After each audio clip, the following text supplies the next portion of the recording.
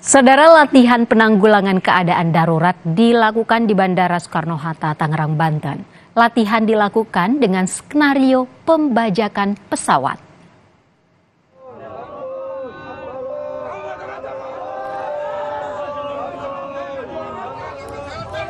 Latihan penanggulangan teroris ini menggunakan skenario pelaku pembajakan memaksa pesawat mendarat darurat di Bandara Soekarno-Hatta, Tangerang, Banten.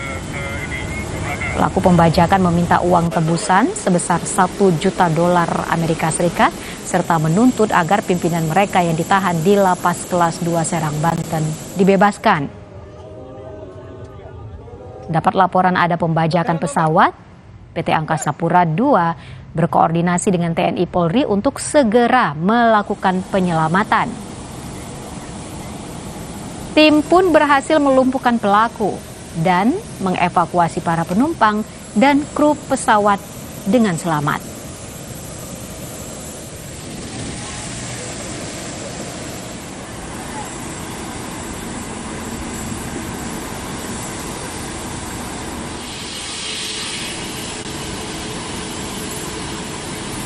Simulasi ini adalah sebenarnya latihan rutin, tapi kali ini kita lakukan di full scale ya, skala nasional, di mana skenario-nya adalah terjadi pembajakan pesawat Garuda tujuan Denpasar Kuala Namu, dan sesuai prosedur EOC kemudian diaktifkan karena kondisi merah, kemudian komando diserahkan kepada Pak Kapolres sebagai untuk menindaklanjuti kondisi tersebut. Ya, tentunya yang namanya latihan adalah tujuannya adalah meskipun kita berharap tidak pernah terjadi, namun demikian perlu dilatih secara rutin sehingga kalau memang ada kondisi yang sebenarnya kita sudah ada SOP-nya, kita menguji pelaksanaan SOP.